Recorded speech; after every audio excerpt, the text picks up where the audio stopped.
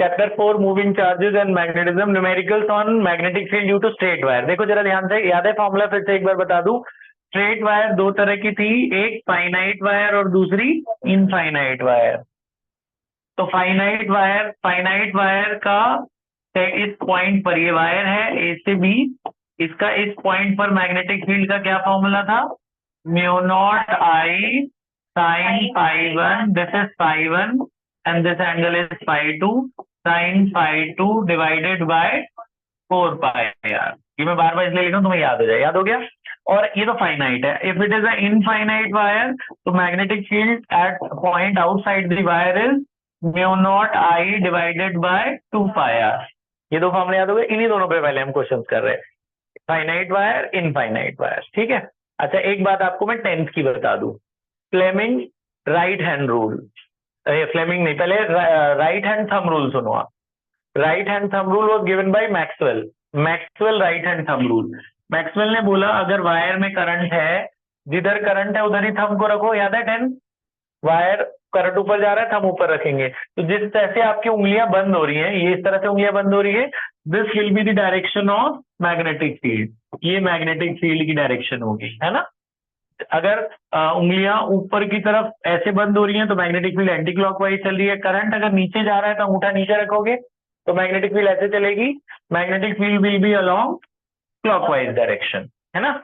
ठीक है, ये जरा याद रखना। दूसरी बात, दो बातें हो गई। अगली बात मैंने आपको बताया था, जैसे इलेक्ट्रिक फील्ड में हमने करा था, सेम कंसेप्ट मैग्नेटिक फील्ड में चलेगा। मान लो, ध्यान से सुनना, मान लो ये एक पॉइंट है, यहां से एक मैग्नेटिक फील्ड आ रही है B1 और यहां से दूसरी मैग्नेटिक फील्ड आ रही है B2। आपको इस P पॉइंट पे मैग्नेटिक फील्ड निकालनी है। तो net magnetic field at P would be B1 plus B2। If both are moving in the same direction, resultant will be their addition. अगर दोनों सेम डायरेक्शन में चल रही होगी तो ऐड करोगे ना, जैसे इलेक्ट्रिक फील्ड में हम करते थे। और अगर एक इधर जा रही है एक उधर जा रही है, तो नेट मैग्नेटिक फील्ड क्या होगी? P पॉइंट पे जो भी बड़ा वाला होगा उसमें से छोटा वाला माइनस कर देना, जो भी बड़ा होगा उसमें छोटा माइनस कर देना। ये ठीक है सारी चीजें? ठीक है। अब इनके ऊपर हम क्वेश्चंस करते हैं, जरा ध्यान से सुनना। ध्यान से सुनिए, क्वेश्चन नंबर 1।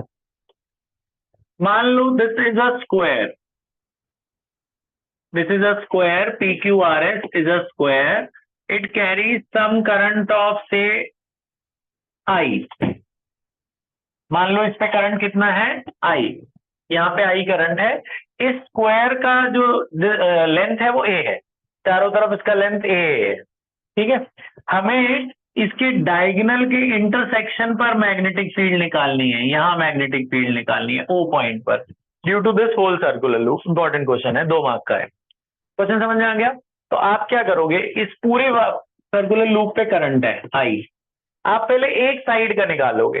एक 4 साइड है ना इसमें, एक side is a finite wire, this PQ is a finite wire. Finite wire का मैग्नेटिक फील्ड निकालोगे। ऐसे ऐसे कितनी तारें हैं? 4। एक निकाल के 4 से मल्टीप्लाई कर देना, 4 की मैग्नेटिक फील्ड आ जाएगी।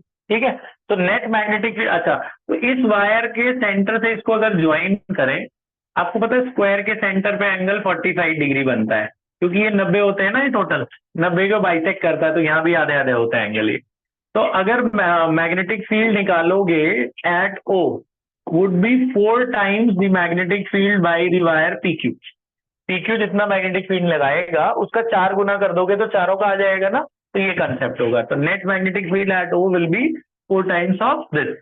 तो PQ is a finite wire, उसका फॉर्मूला आप लगाओगे, क्या formula? Mu naught I upon 4 pi r. R क्या होता है? यहां से यहां तक का डिस्टेंस, ये पूरा A है ना, तो ये आधा होगा ना, तो ये लेंथ कितना होगा? A/2। तो R की वैल्यू क्या डालेंगे? A/2 ब्रैकेट में sine phi one plus sine phi two. Phi one और फाई टू कितना कितना डिग्री है? 45 45। बात समझ में आई? तो ये 2 ऊपर चला आएगा, ये 4 से 4 काट दूं तो 4 से 4 काट भी सकते हो। 2 ऊपर चला जाएगा तो क्या हो जाएगा? 2 mu naught upon I pi a. Sine 45 क्या होता है? 1/√2। 1/√2 क्या हो जाएगा? 2/√2, है ना? तो ये 2/√2 को √2 लिख सकते हैं। तो ये 2 और √2, तो क्या हो गया? 2√2 mu naught I divided by pi A. This will be the magnetic field at point O। Simple question है। ये क्वेश्चन है, अभी आपको लिखा है। दूसरा सुनो, मान लो there are two wires, these are two wires, now they are infinite wires, इनकी लेंथ नहीं दी है। ध्यान सुनना इधर, first wire carries a current of 5 ampere, second carries a current of 3 ampere, they are separated by a distance of 10 centimeter, we have to find magnetic field at the midpoint of the line joining the two wires। ठीक है, M point पर magnetic field निकालनी है दोनों wire की वजह से। Question समझ में आ गया? हमें यहाँ मैग्नेटिक फील्ड निकालनी है एम पॉइंट पर। तो अब देखो, ये भी मैग्नेटिक फील्ड लगाएगा, वो भी लगाएगा, दोनों लगाएंगे ना। पहले तो तुम्हें देखनी पड़ेगी ऐड होगा कि सब्ट्रैक्ट होगा। ये भी लगाएगा और वो भी, दोनों मैग्नेटिक फील्ड लगाएंगे। तो पहले वायर की मैग्नेटिक फील्ड क्या होगी?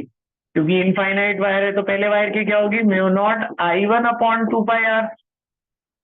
इनफाइनाइट वायर का ये फॉर्मूला होता है। I1 इस करंट को मान लेते हैं, I2 इस करंट को मान लेते हैं। दूसरा, अच्छा R क्या होगा? वायर से इस पॉइंट के डिस्टेंस को R बोलते हैं ना।